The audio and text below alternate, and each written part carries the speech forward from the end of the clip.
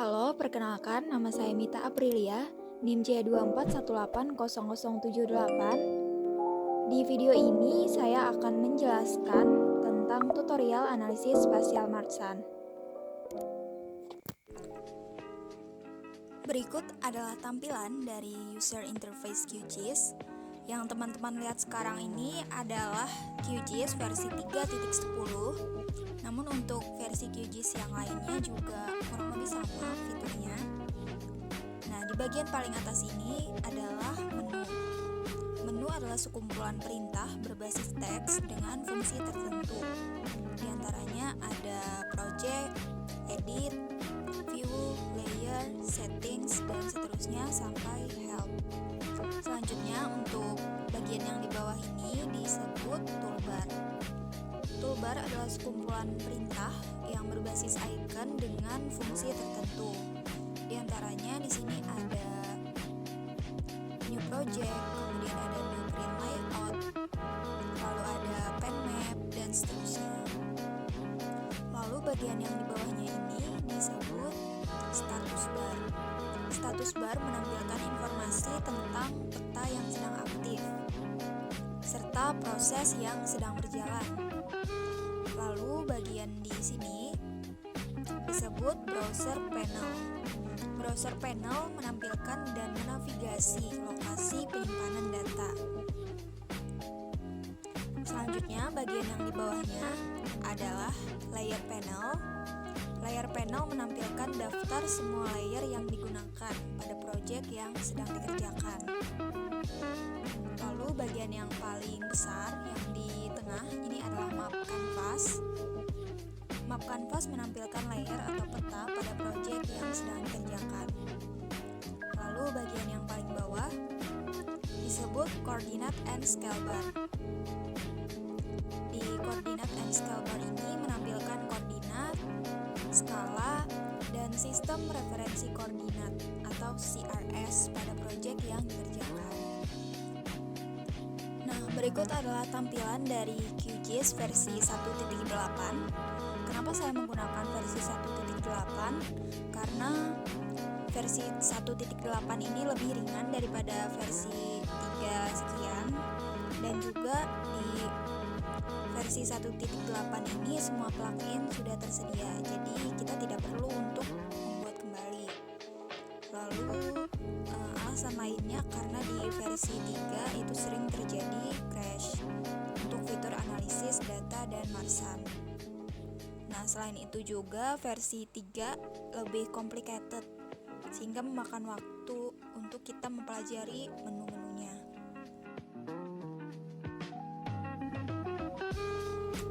Untuk membuat input data file, maka kita harus membuat planning unit terlebih dahulu. Pertama-tama, add vector layers, lalu browse, pilih file AOI atau area of interest, lalu open. Setelah itu klik plugins, lalu key Marsan, dan pilih create planning grid.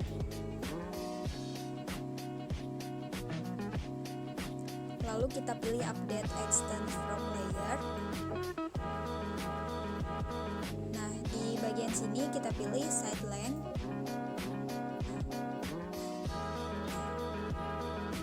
Untuk side length-nya 100. Nah, kemudian untuk planning unit shape kita pilih square. Dan akan dihasilkan 3100 square. Lalu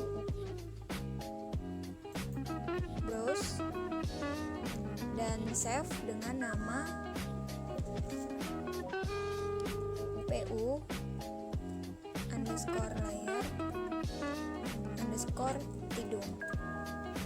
Fitur konservasi dan fitur cost harus disesuaikan dengan karakteristik ekologi, sosioekonomi, dan budaya daerah yang akan dikaji.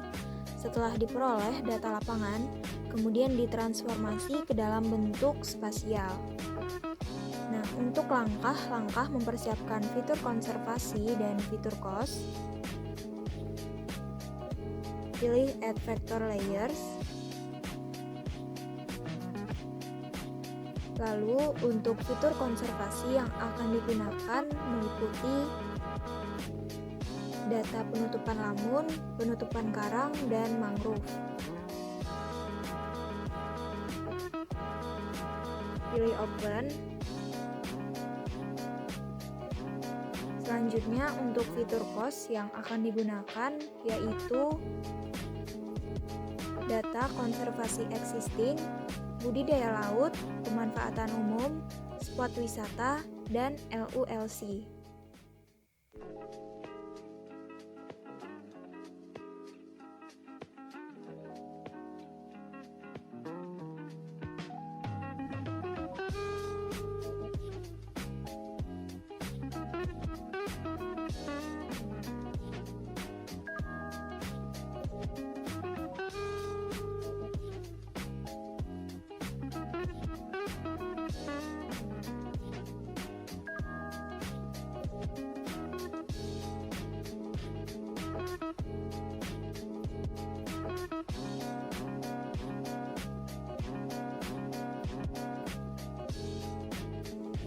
Selanjutnya, memasukkan fitur konservasi ke dalam planning unit.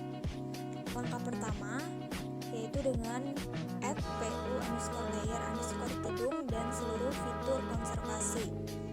Untuk fitur cost diancentang, lalu klik plugin, Kimarsan, dan pilih calculate conservation values. Pilih new, lalu create new. Di sini diisi sesuai dengan nama shapefile yang akan dimasukkan. Misalnya saya pertama memasukkan mangrove. Lalu pada planning unit layer diisi planning unit yang sudah dibuat sebelumnya dengan planning unit ID-nya adalah pu_id.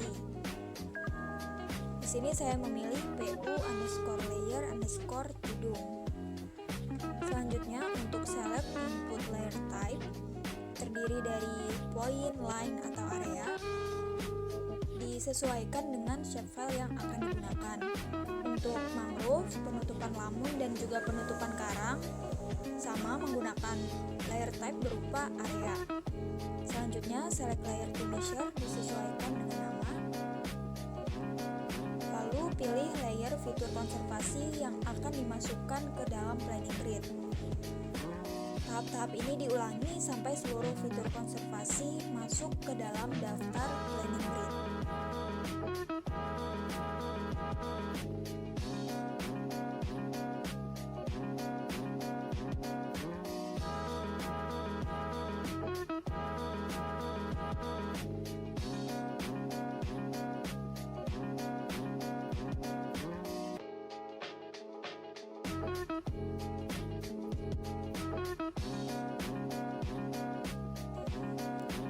Setelah seluruh fitur konservasi sudah masuk ke dalam daftar planning grid, kemudian klik Run sampai keluar notifikasi. Proses ini membutuhkan waktu yang cukup lama tergantung dari kemampuan device pengguna. Setelah muncul notifikasi calculation complete, lalu klik OK.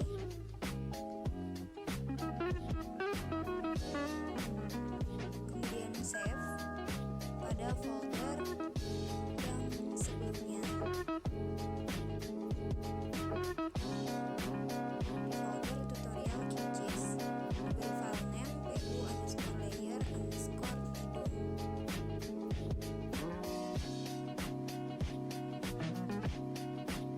Lalu pilih save.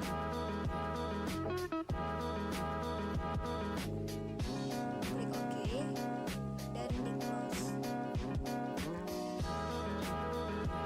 Untuk melihat apakah seluruh fitur konservasi sudah masuk dalam planning grid, klik kanan dari pu_layer_tidung, lalu pilih properties dan pilih view.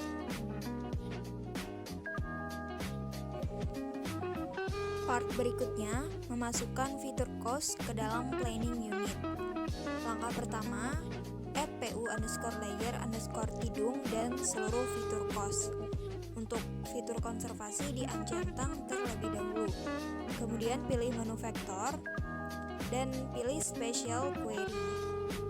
Untuk select search feature from diisi dengan planning unit layer atau pu_layer_tidung. Lalu pada menu where the feature diisi sesuai dengan fitur cost yang akan dimasukkan. Misalnya di sini saya akan memasukkan budidaya laut terlebih dahulu. Maka dipilih intersect karena memotong planning unit grid. Untuk fitur cost yang lainnya juga menggunakan intersect. Kemudian klik apply 2 kali dan jangan di close, dan akan ditampilkan planning unit yang berisi alur kapal penumpang. Kemudian untuk memberikan bobot fitur cost melalui layer planning unit, klik kanan pu_layer_tidung, lalu pilih open attribute table. Nah, di sini ada pilihan toggle editing mode.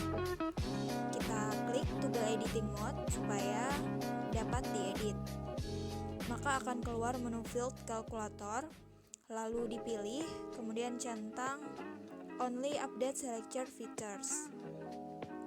Lalu centang juga update existing field dan pilih pu_status untuk mengisi nilai cost dari setiap fitur cost yang telah dimasukkan dan diberi nilai pada kolom expression.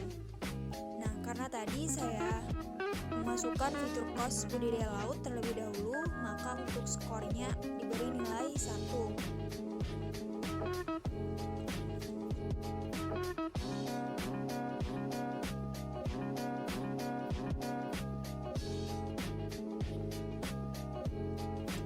Kemudian klik OK dan nonaktifkan toggle editing mode.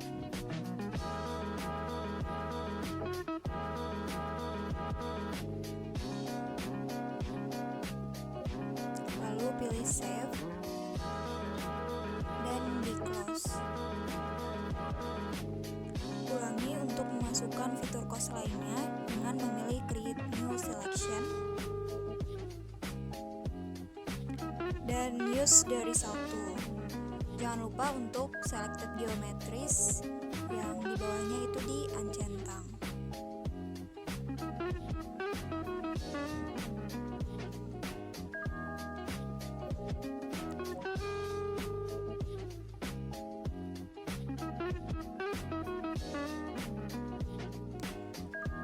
Nah, nanti untuk spot wisata juga diberi nilai 1, untuk konservasi existing diberi nilai 2, dan untuk pemanfaatan umum dan LULC diberi nilai 3. Nilai-nilai ini memiliki keterangan.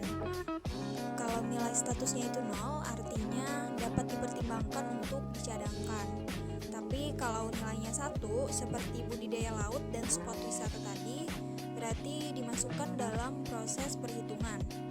Dan untuk nilai 2 berarti dikunci karena sudah menjadi kawasan lindung, seperti tadi konservasi existing. Dan untuk nilai 3 seperti pemanfaatan umum dan LULC dikeluarkan dari proses analisis.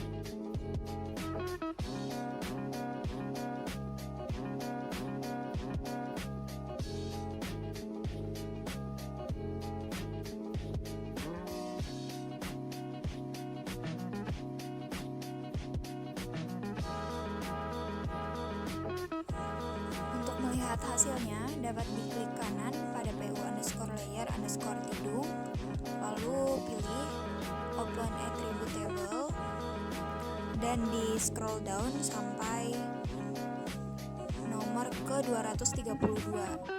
Di sini akan terlihat bahwa yang sudah terseleksi ada 233 dari 2960.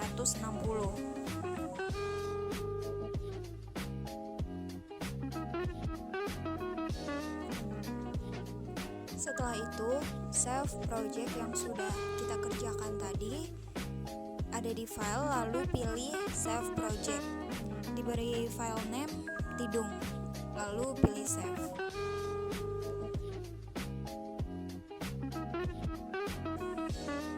Project sebelumnya bisa di close, lalu ke dokumen dan buat folder baru untuk lokasi penyimpanan hasil simulasi. Misalnya di sini saya membuat folder dengan nama simulasi 50%. Lalu di dalamnya dibuat folder lagi, yaitu folder input, folder PU, dan folder output. Lalu kembali ke folder tutorial QGIS dan copy shapefile planning unit yang sudah dibuat dan di paste ke dalam folder PU yang ada di simulasi 50% tadi.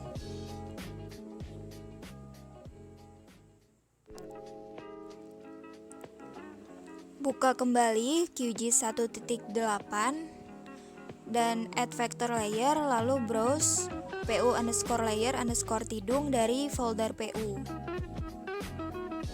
Setelah itu pilih menu plugins, key Marksun, dan pilih export to Marksun. Marksun memerlukan 4 tipe file,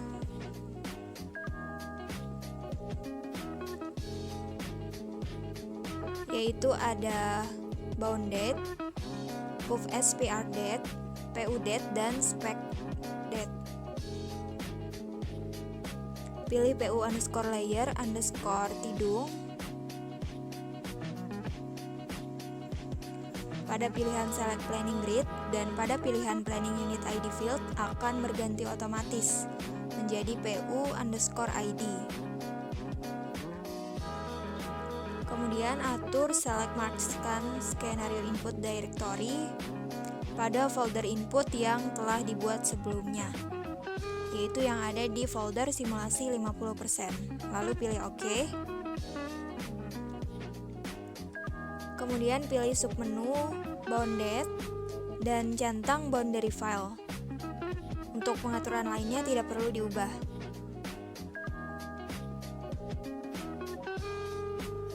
Selanjutnya pilih submenu puff_sprdet dan centang create planning unit species files. Untuk pengaturan lainnya tidak perlu diubah. Kemudian pilih submenu pudet dan centang create planning unit file. Untuk pengaturan lainnya tidak perlu diubah. Lalu pilih submenu specdet dan centang create species file. Dan untuk pengaturan lainnya tidak perlu diubah juga. Centang juga mangrove, lamun, dan karang.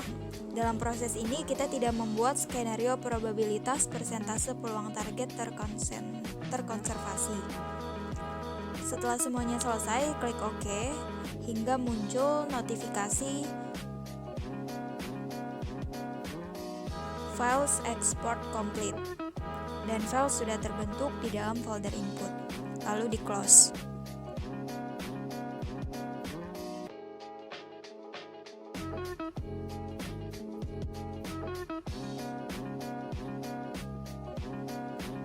Untuk melakukan konfigurasi skenario, pilih menu plugins, key Marksun, dan pilih configure skenario.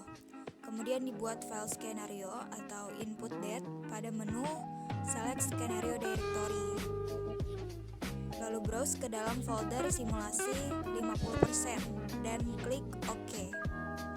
Dalam submenu general diatur BLM-nya sebesar 1000, numrep-nya 1000, dan untuk prop 0,5. Untuk untuk submenu run and analyze tidak diubah. Kemudian diatur submenu files and costs pada input dir adalah folder input yang sudah dibuat, dan output dir adalah folder output yang sudah dibuat. Untuk kolom lainnya akan ikut terisi otomatis setelah kita memasukkan input dir termasuk submenu marksan output. Kemudian klik OK sampai muncul notifikasi input date written. Buka Zunai Kogito yang sudah terpasang. Klik menu file dan create new project. Beri nama project sesuai yang akan kita simulasikan. Di sini saya memberi nama projectnya simulasi zona inti. Lalu centang input marksan database dan masukkan file input date yang sudah dibuat, dan masukkan locate.gis layer to display yang merupakan planning unit di dalam folder PU. Lalu klik OK. Kemudian untuk mensimulasikan skenario yang akan disusun adalah dengan memilih marksan parameter to edit menjadi spec. Kita akan mencoba mensimulasikan fokus ke konservasi perairan. Jadi kita akan fokus pada terumbu karang dan juga lamun. Untuk mangrove disimulasikan tidak menjadi target konservasi utama karena bukan habitat alami, hasil penanaman dan tidak sensitif. Oleh karena itu, terumbu karang berdasarkan hasil CAP, tutupan terumbu karang hidup terbaik, diberi nilai 0,5 agar lokasi tersebut terpilih untuk dijadikan zona inti atau zona perlindungan penuh. Lalu untuk lamun diberi nilai 0,3 dan mangrove 0,05. Kemudian di run, dan proses ini akan membutuhkan waktu yang cukup lama tergantung dari kemampuan device pengguna.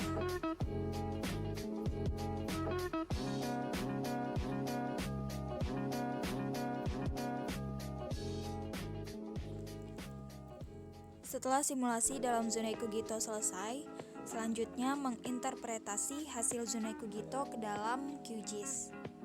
Add vector layer dalam folder PU ke dalam QGIS, lalu pilih menu plugins,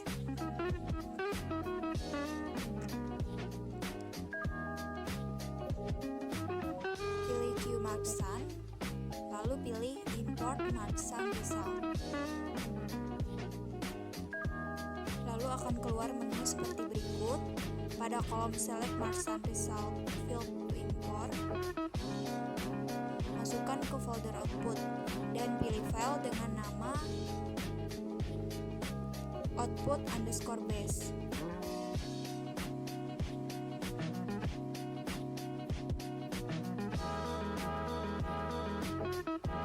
Untuk select result field name diisi create new, dan untuk kolom enter new result field name diisi dengan file name untuk field name. Di sini saya memberi nama base, lalu klik OK sampai muncul notifikasi. Setelah muncul notifikasi calculation complete, klik OK dan di close.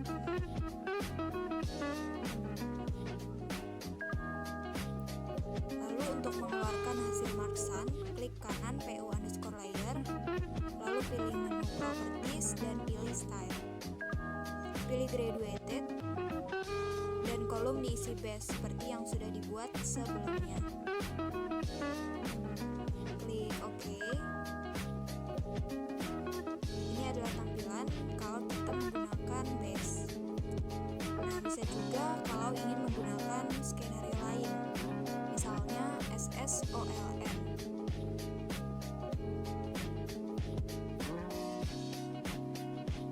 Lalu beri color range dan berapa kelas yang ingin dibuat. Di sini saya mengubah color range-nya menjadi warna hijau, dan untuk kelasnya ada 5. Untuk menghilangkan garis atau frame, bisa dengan mengklik 2 kali di warna, lalu pilih change, border style, pilih no pen, dan di apply.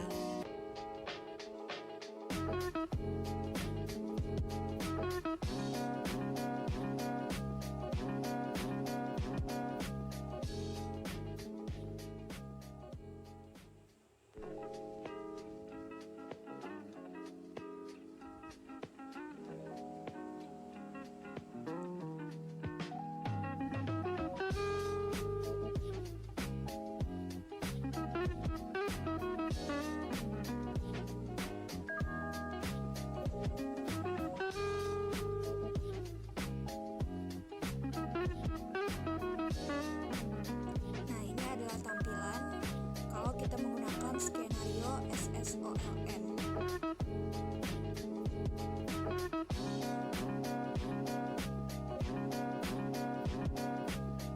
Selanjutnya, pilih Add Vector Layer, lalu browse ke bahan praktek Marksan, dan pilih daratan. Lalu di open. Nah, lalu project ini disimpan dengan misalnya saya memberi nama Tidung SSOLN.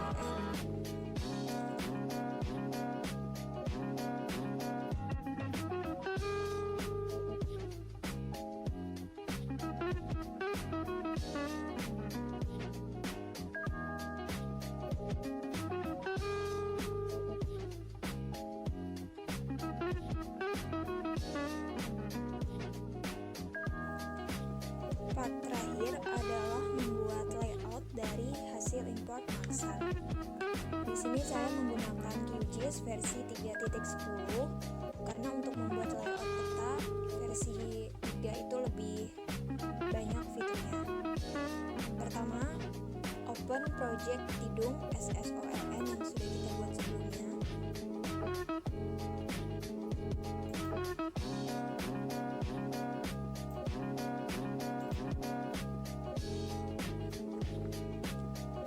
Lalu untuk pembuatan peta, klik Ctrl P.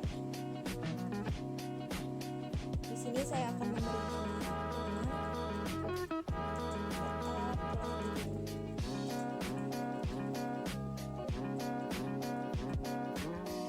Klik OK. Lalu akan muncul tampilan seperti ini.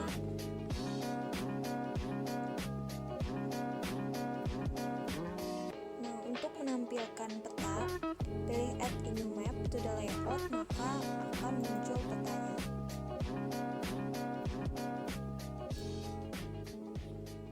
Untuk memperbesar, kita bisa memilih Move Item Content, dan letak petanya bisa disesuaikan.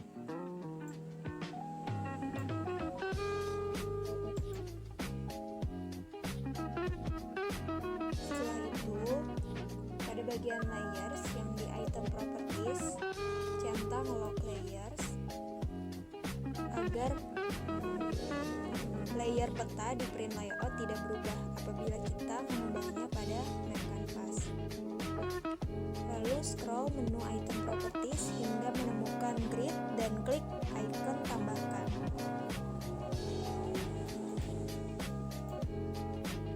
Pilih modify grid. Lalu pada bagian appearance untuk interval X-nya, misalkan saya ingin membuatnya menjadi 1200, untuk Y-nya juga 1200.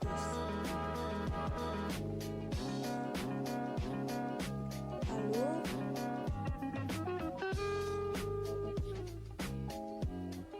pada menu item properties, scroll down hingga menemukan menu frame. Nah, untuk frame stylenya ini bisa kita atur. Di sini saya akan menggunakan exterior text. Frame style juga dapat dipilih sesuai keinginan. Lalu scroll down lagi hingga menemukan draw coordinates. Di uncentang, pada bagian format dipilih degree, minute, second. Lalu untuk bagian kiri dan kanannya diatur menjadi vertical ascending.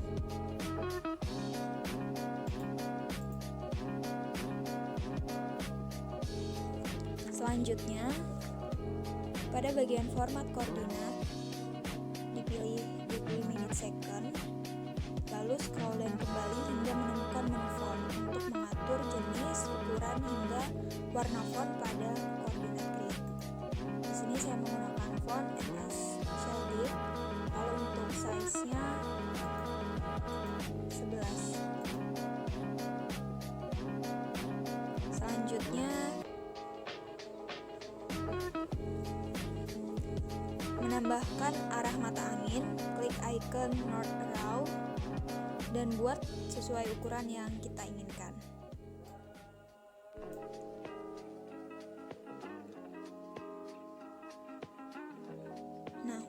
mengganti style arah mata angin dapat dilakukan pada menu item properties not raw dan pilih style pada search directories.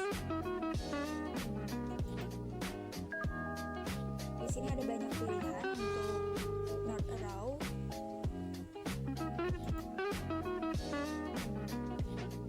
Lalu untuk menambahkan scale bar, klik icon scale bar.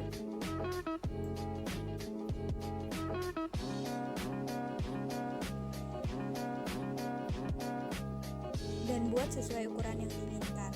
Dan untuk mengganti style scale bar dapat dilakukan pada menu item properties.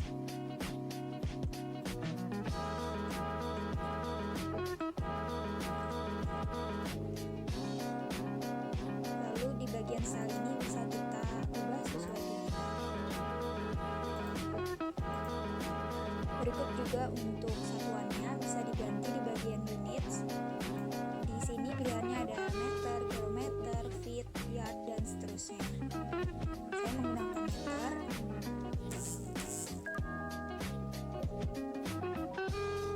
Lalu untuk menambahkan teks seperti judul, nama instansi, dan lain-lain bisa menggunakan icon label.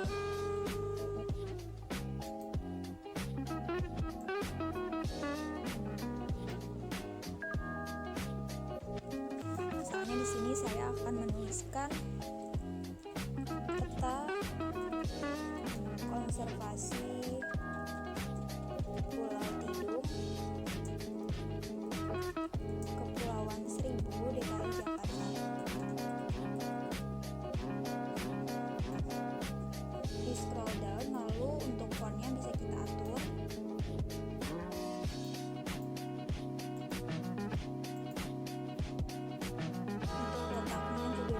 Di sini saya meletakkannya di center.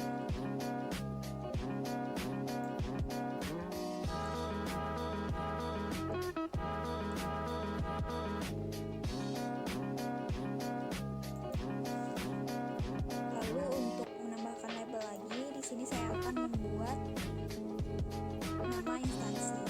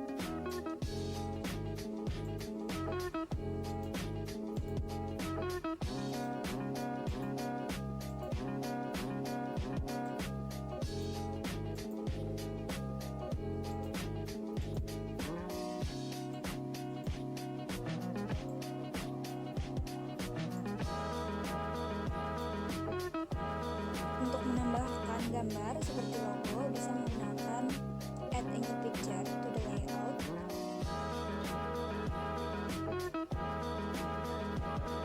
Lalu dibuat sesuai ukuran yang kita inginkan.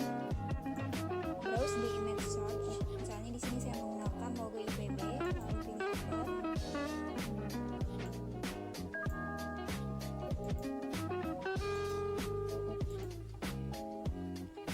Selanjutnya saya akan memunculkan legenda dari peta dengan memilih add a new legend to the layout.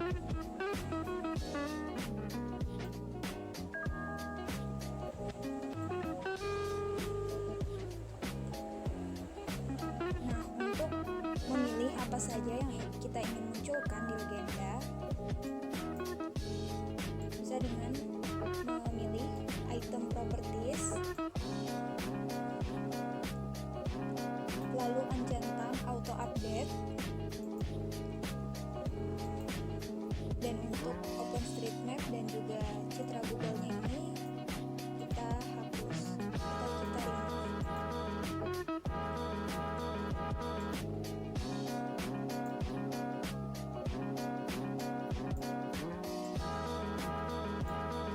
remove.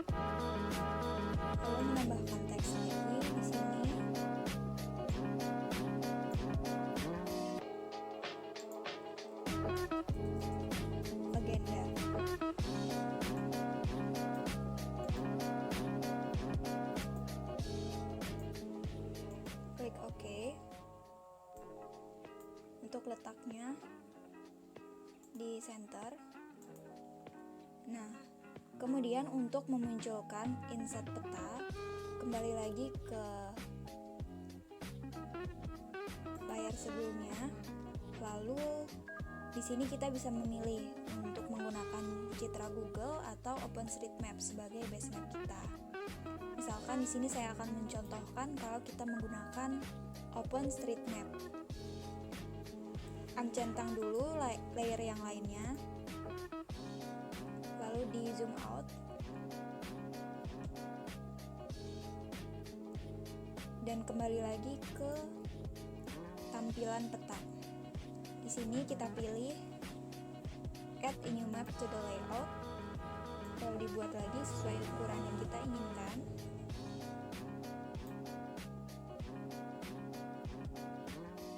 Nah, dan untuk menandai lokasi penelitian kita bisa menggunakan add shape. Lalu di sini saya akan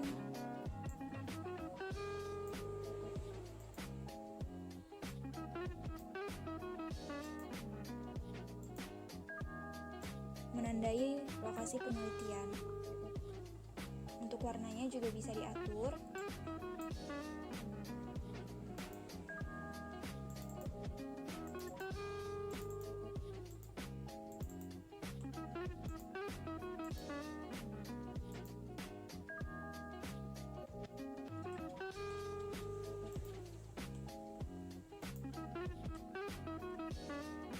Ini adalah hasil dari peta yang sudah kita buat. Untuk lebih jelasnya, di sini ada contoh. Ini kalau kita menggunakan Citra Google, maka tampilan inset petanya akan seperti ini. Di sini juga ada keterangan legenda, warna hijau untuk daratan. Lalu ada konfigurasi skenario yang sudah dibuat sebelumnya. Setiap warna ini mempunyai jarak yang berbeda-beda. Lalu peta selanjutnya jika kita menggunakan OpenStreetMap sebagai base map. Sekian tutorialnya, semoga bermanfaat.